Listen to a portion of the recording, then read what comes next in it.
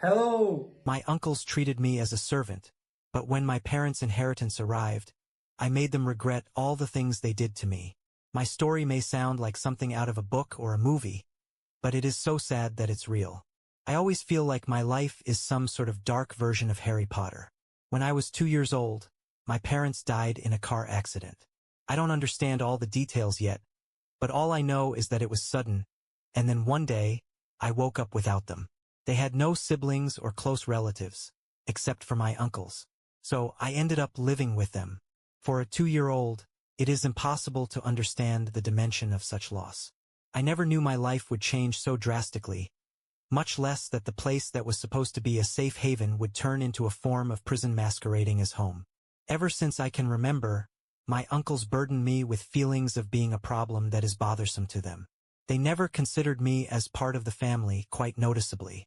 While the two children of my uncles, my cousins, grew up with privilege, love, and opportunities open to them, I was thrust backstage, or rather, into the informal servant role.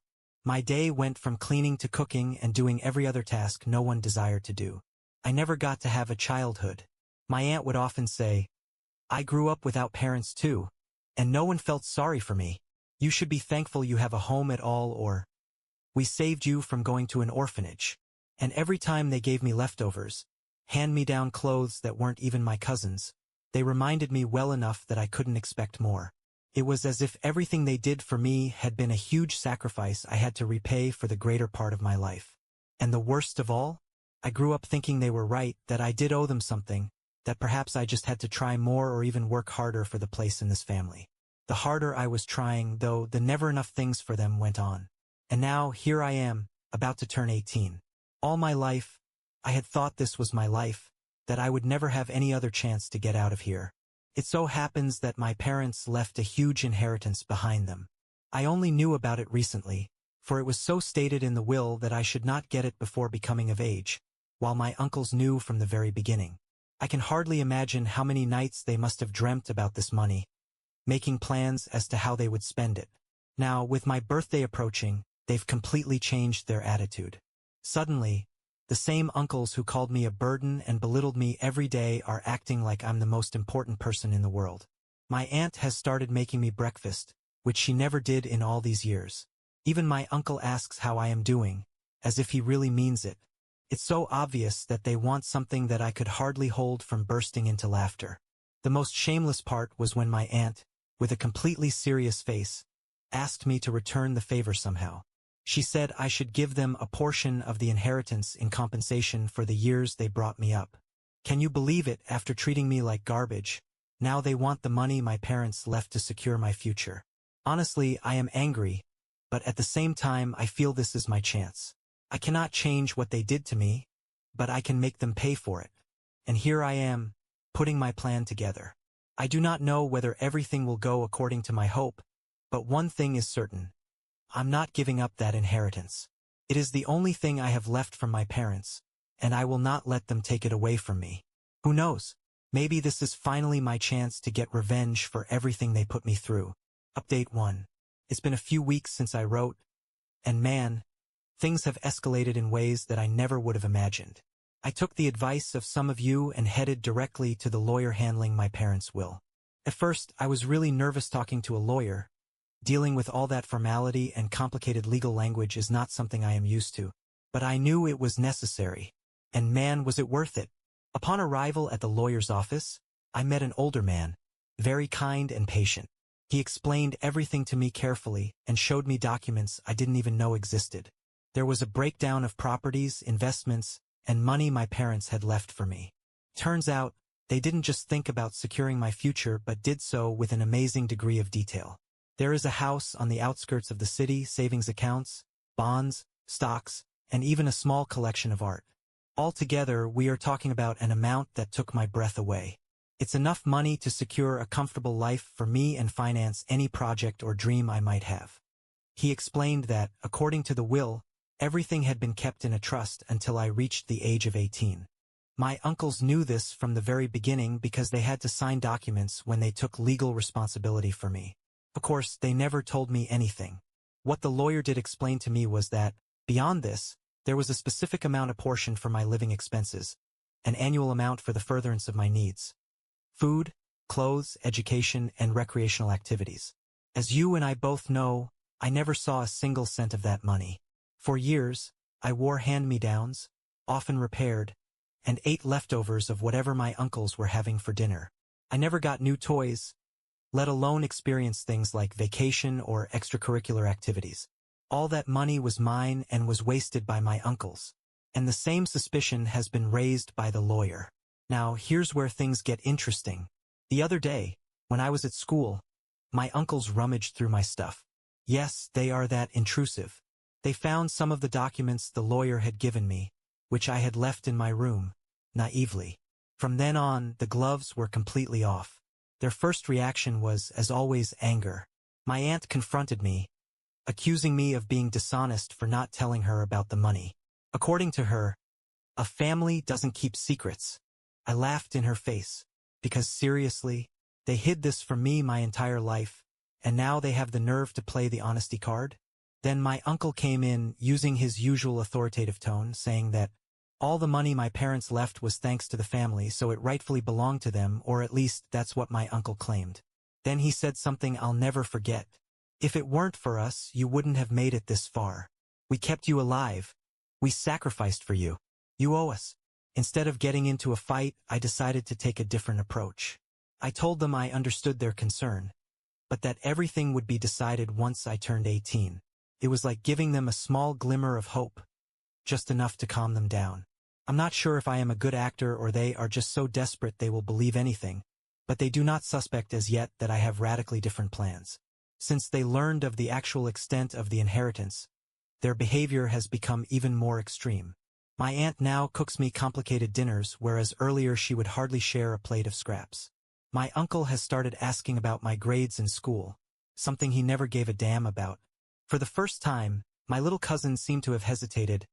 "I don't know if this is right," he mumbled, after my father had forced me to skip dinner again. He's family too.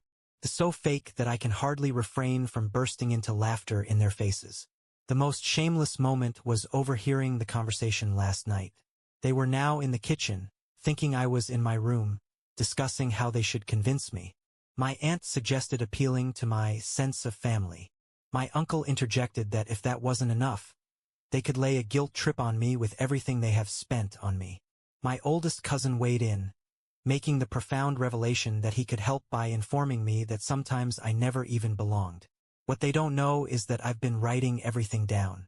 Every comment, every attempt at manipulation. My lawyer said that documenting everything could be useful later, especially if they tried something more aggressive, like forcing me to sign something.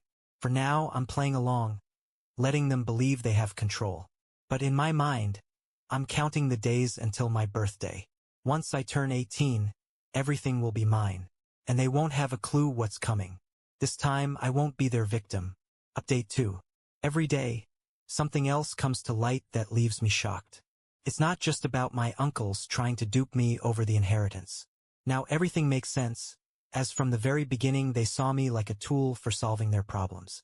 It's like all the jigsaw pieces are coming together, and the resulting picture couldn't be more disturbing. It all started a few days ago when I decided to go through the old boxes my uncles kept stored in the attic.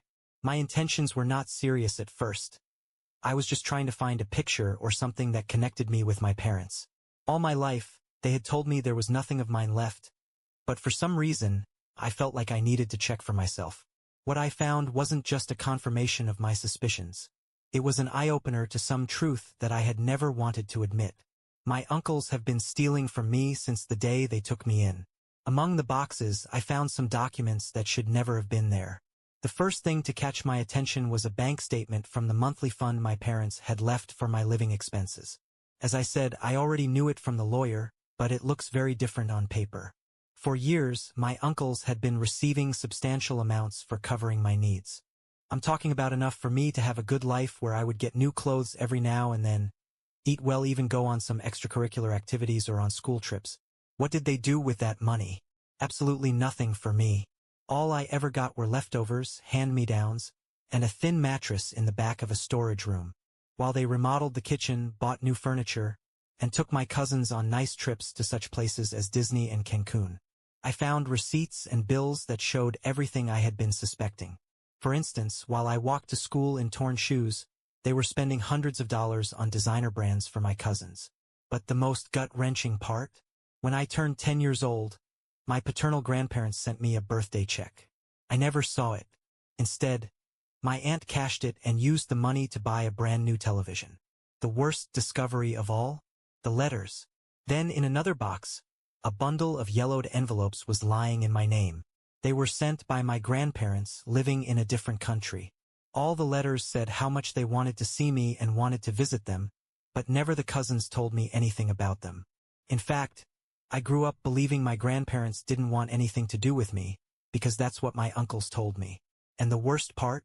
They didn't just ignore the letters. Among the documents, I found a reply letter my aunt had written back to them.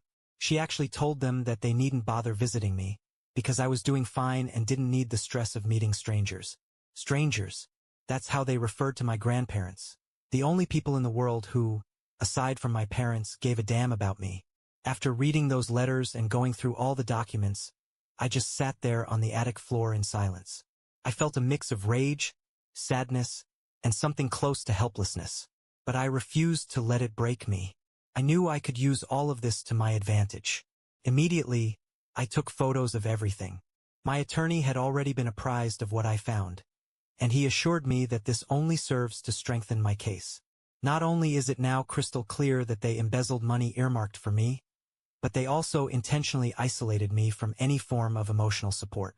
Since these discoveries, I have started noticing how erratic my uncle's behavior has become.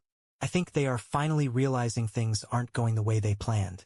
Nowadays, my aunt is calling and crying all the time, telling me that she doesn't want to lose the family.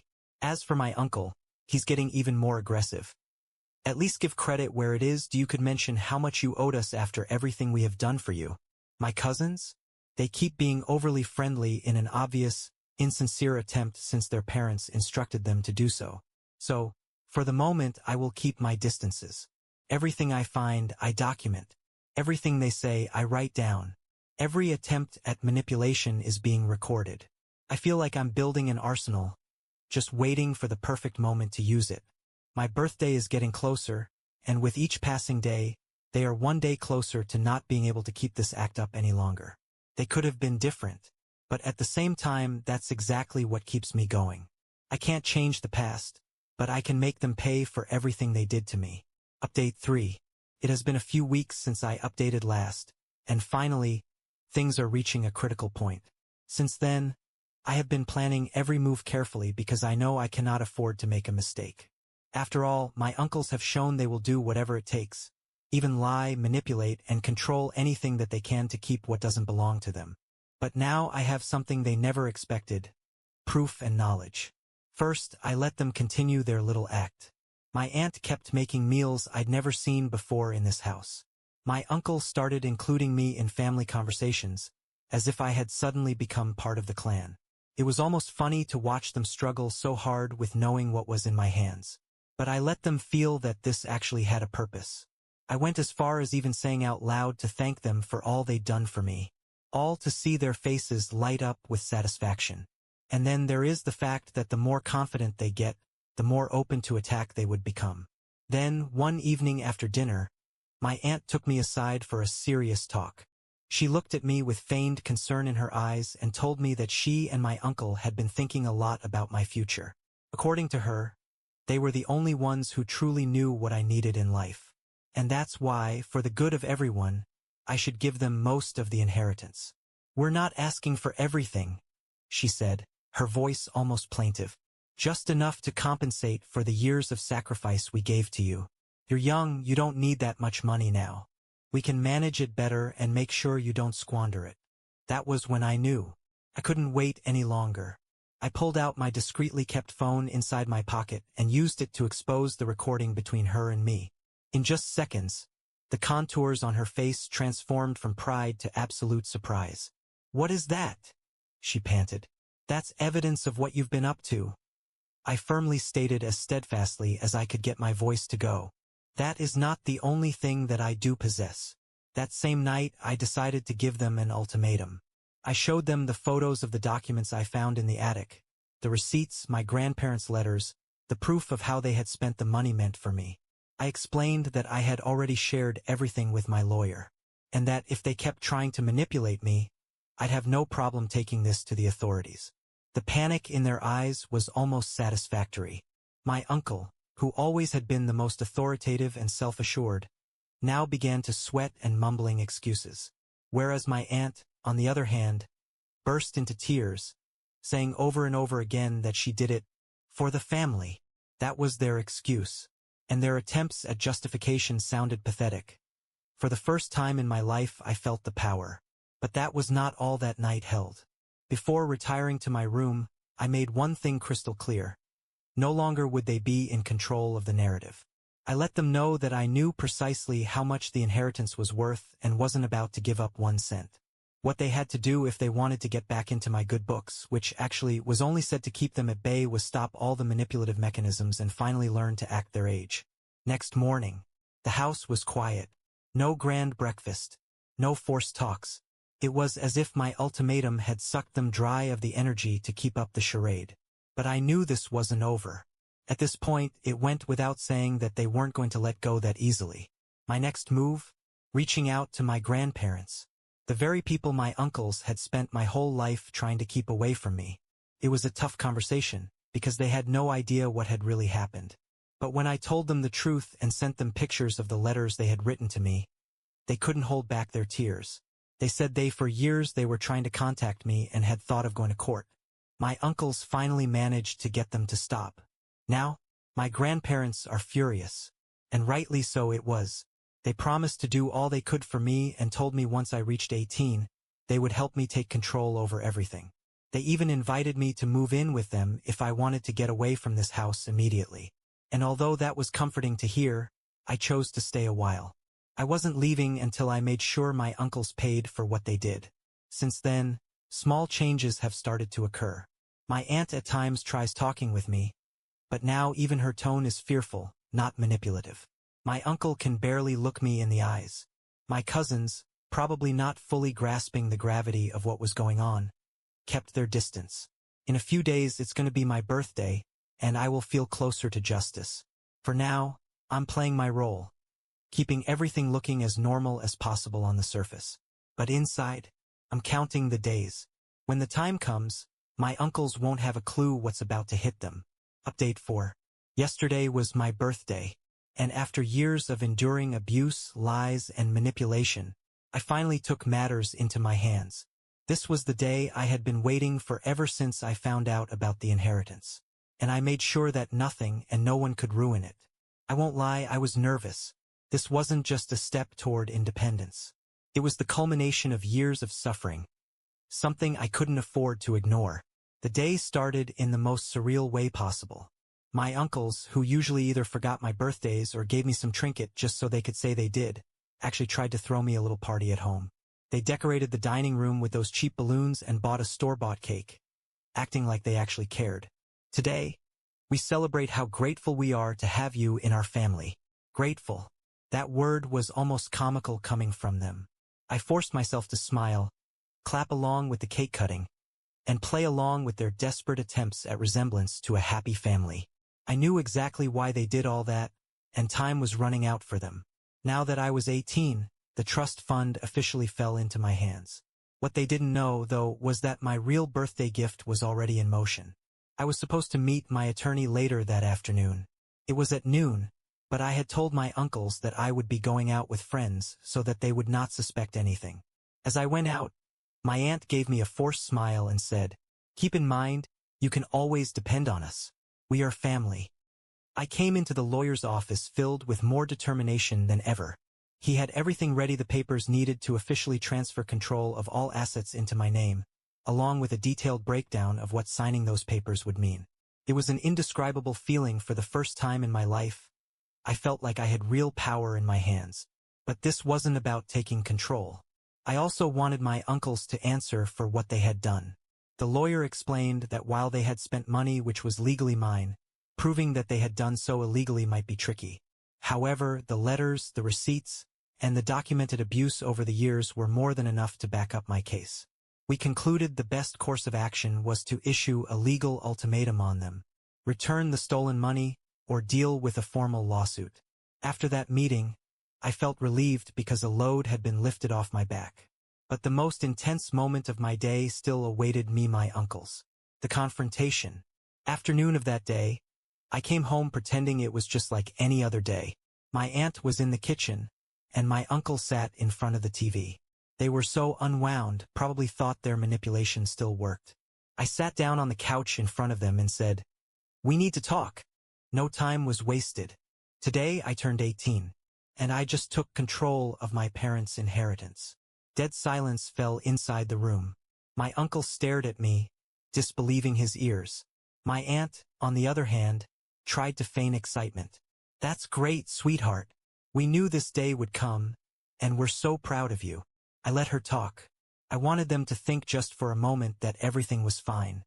Then I pulled out a copy of the ultimatum my lawyer had prepared and laid it on the table in front of them. "This is what's going to happen from now on." I laid everything out.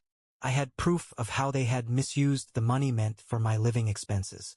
I explained to them in detail what they bought with the money inappropriately and referred to my grandparents' letters, which they kept from me. Then I made it crystal clear that, if they didn't return the money after a reasonable time, my attorney would file an actual lawsuit. My aunt immediately burst into tears, telling me that she could not believe I was doing this, that everything they did was out of love. My uncle was furious. He yelled that I was ungrateful, that they had given me everything, and that I had no right to treat them this way after all their sacrifices. I stood my ground. I told them they could no longer control or manipulate me.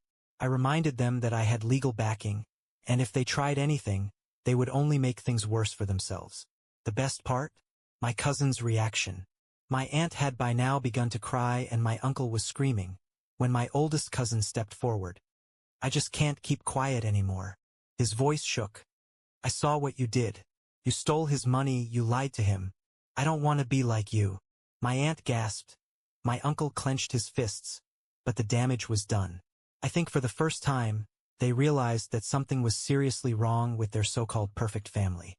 Having said what I wanted to, I rose and told them that I was thinking of moving in with my grandparents. I made it clear I no longer depended on them, and from this moment forward, things were going to be very different. I left that house without looking back, feeling a sense of freedom I had never felt. That night, I slept over at a friend's place, just to create some distance between us as I figured out my next move. My lawyer had already sent them the formal ultimatum, and now I was just waiting for their response. I wasn't really expecting them to take it lying down, but to be frank, I didn't care. I was ready for whatever came next, because finally, I was in control of my life. Final update. 1 month later, it was now time to admit to myself that at last justice had finally prevailed. It has been 1 month since my birthday, and now I can say with absolute satisfaction that I have finally gotten the justice I longed for. I have not only taken back my life, but also let everyone see my uncles for the rotten people they were, ruining that perfect picture they struggled to portray as an ideal family. It has been a whirlwind of emotions this last month, but every single step led me to this moment. They wanted to ruin me, but in the end, I was the one who tore down their facade. Things started to spiral downward for them immediately after the legal ultimatum. At first, they tried to ignore it, pretending it wasn't a serious issue. My uncle, as arrogant as ever, told me, "You have nothing. If you were really going to sue us, you would have done it already." My aunt, in turn, resorted to appealing to my compassion, pleading that I reconsider. "Do you want your cousins to suffer because of this? It would hurt them more than it will us." But I wasn't about to back down. I let my lawyer continue with the case. A few days later, they received a formal court summons, and that's when everything started to fall apart for them. Their first big mistake? My uncle's financial secrets. I soon learned my uncle had a much darker financial history than I had ever imagined. It turned out that he had used part of my trust fund money to cover personal debts, including late mortgage payments and credit card bills. This was not only morally disgusting, but it also happened to be utterly illegal. My lawyer made sure this became a key part of the lawsuit, and the resulting legal consequences just left them shaking. What about my aunt? Her victim act fell apart the instant my lawyer presented evidence that she had hidden my grandparents' letters. That alone, while not as financially damaging as my uncle's fraud, painted an even clearer picture of intentional manipulation and isolation for emotional reasons. Not as injurious as the financial fraud, but my aunt's behavior was a real pattern of emotional manipulation and deliberate isolation. To me, that was every bit as unforgivable. Desperate attempts to escape consequences. My uncles did everything in their power to escape any consequences. First, they tried to countersue me. They said I was being unfair, that my claims were ungrateful. But their lawyer, who was no match for mine, of course, made it very clear they had no leg to stand on legally. Then they tried to settle with me in private, offering to give me some of the money they'd stolen if I would drop the case. Of course, I refused the deal outright. This wasn't about the money. This was about justice, about revenge, about everything they had done to me. The truth goes public. As the case moved forward, something unexpected happened. The community started to find out what was going on. My lawyer had filed all the necessary documents in court, and since this involved inheritance fraud, parts of the case became public record. Neighbors, friends, and acquaintances of my uncles started to realize they weren't the perfect family they pretended to be. The coup de grace, the arrival of my grandparents. In the time since I reunited with them, my grandparents had been my closest allies, and they were not going to sit around while all this was happening. So, they decided to do something. They came from abroad to attend one of the pretrial hearings in court. And then they did something which I will never forget. They confronted them face to face in the hall outside the courtroom. My grandmother is a small woman but very strong. She went up to my aunt and said, "You stole our grandson from us for 16 years.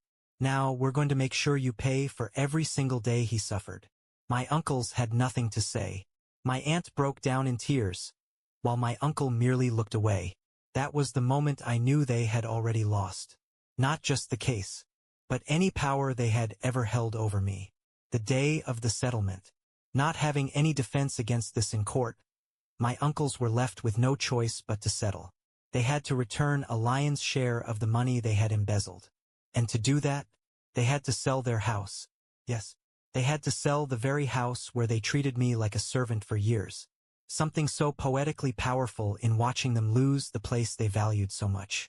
The same place where they humiliated me, belittled me, and made me feel like nothing. But that wasn't all. They also agreed to pay extra damages for the emotional distress they had caused. Something they never expected. Of course, no amount of money in this world could ever erase what I went through. But knowing that every cent they give me is a reminder of their defeat, that's good enough for me. The aftermath. After the settlement, their lives completely fell apart. Only to turn against them when word got around that they'd spent my trust fund money on themselves for fancy expenses. The friends that were praising their sacrifices, they cut them off. Even their children, my cousins, began to resent them for selling out the stability of our family. I hear they're living in a studio apartment now, and my uncle works extra hours just to keep his head above the water. And me? I went to live with my grandparents. They took me in with open arms, and for the first time in my life, I feel like I'm in a home filled with love and respect. For the first time, I'm planning my future. Something I was never able to do while living under my uncle's control. Maybe I'll study, travel, or simply enjoy my newfound freedom. But the best part? I'm no longer afraid. They were the ones holding all the cards for so long. But now I know justice exists. Anything can be achieved by patience and determination. I'm done with my revenge. And they realized that every single thing they chose to do to bring me down was what exactly brought them to this place. To the brink of their destruction. Bye-bye.